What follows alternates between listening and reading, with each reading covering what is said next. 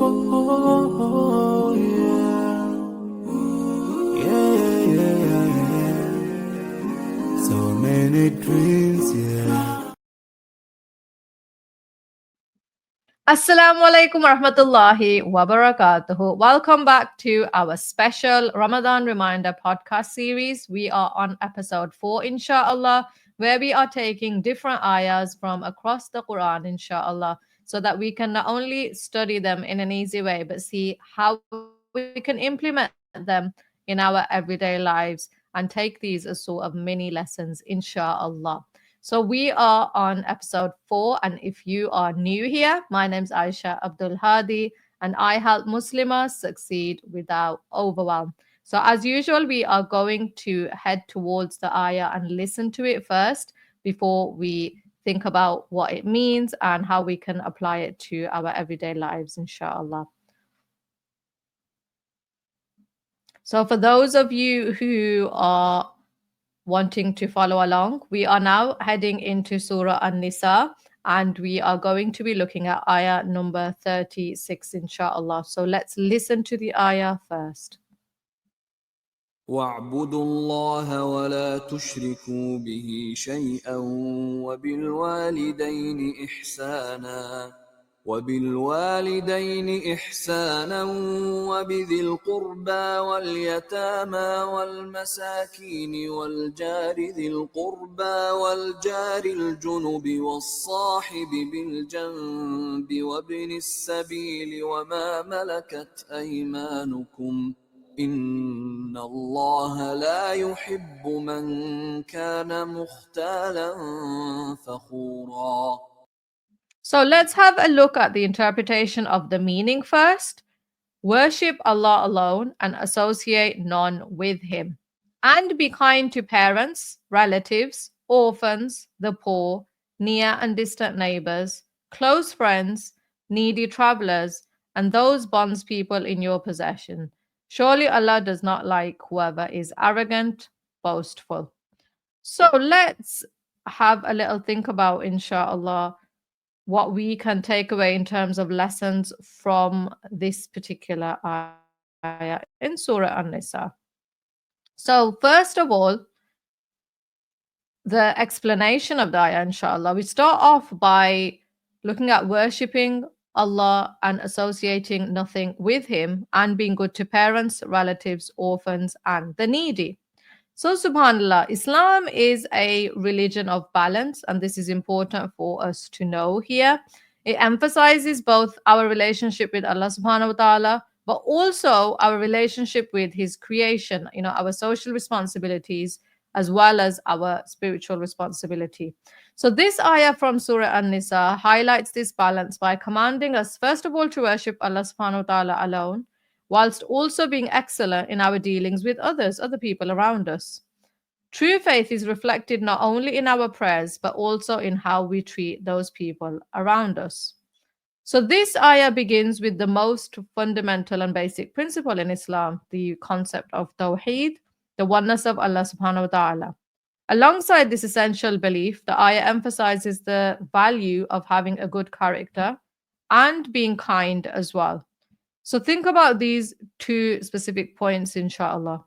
The command to worship Allah is immediately followed by instructions to uphold the rights of others, especially those who are vulnerable.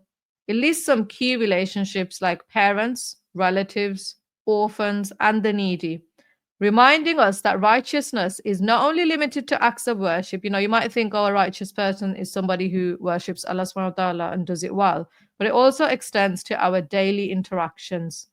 So let's have a look at some key lessons we can extract from this ayah. Number one, the balance between the worship and character. So our iman, our faith, is not only about rituals, but also about how we treat other people. And these both two aspects are crucial to, having a good, complete behavior in a believer. Secondly, prioritizing family ties. So, Islam does give special importance to maintaining relationships with parents, with relatives, and cutting off these family ties is a serious matter in the sight of Allah. Those of you who followed my live vlog series in the previous month, we went into this in a bit more detail if anyone wants to check that out. And number 3, caring for the vulnerable. The ayah emphasizes kindness to orphans and the needy. So supporting those people who are less fortunate is actually, a form of ibadah for us, and another way in which we can gain Allah subhanahu wa ta'ala's pleasure, because these people are the vulnerable people from society. And how can we apply these lessons practically in our everyday lives and try and benefit from them?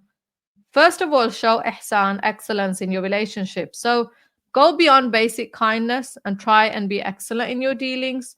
For example, speak gently to your parents. Yesterday we talked about how the Prophet ﷺ didn't reprimand but spoke kindly and gently. Even if you disagree with them, there is a way to talk to them. Let's go back to when we talked about Prophet Ibrahim alayhi salam in our previous series, subhanAllah, and how he addressed his father, even though he had completely different beliefs from him. He did it in quite a respectful and loving manner. Secondly, what we can apply practically is strengthening our family bonds. So take time to reach out to relatives, especially those who you've lost contact with. And there's no harm in being courteous towards the ones that maybe you do have issues with for whatever reason. As a Muslim, your duty is to uphold that kinship. So that can be limited to, if it needs to be, just saying salam and being courteous from your side and not harboring any ill feelings. So even a simple message, or if it's possible, a visit, can rekindle relationships. And you know best what situation you are in terms of this topic. Thirdly, support those who are in need. Identify people in your community who may need help. So this could be an orphan, it could be supporting a food bank, or it could even be volunteering to support time to assist those who are struggling.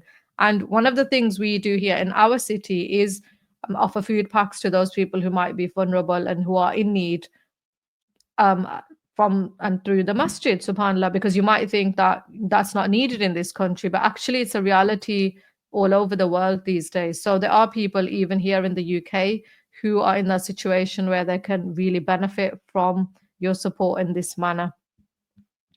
So have a think yourself, inshallah, in terms of application to your everyday life from what we've just discussed, how you can embody ihsan in your everyday life, how you can increase your connection with Allah subhanahu wa ta'ala so that you are practicing the concept of Tawheed in its maximum entirety, inshallah, in the best way possible that is to be done by Muslims, and how this then reflects in your different ibadah, when you're offering your salah, when you're doing your adhkar. Once you believe it in your heart, it's not just about saying it with your tongue, but also believing it in your heart, but then also that should be reflective in your actions as a Muslim.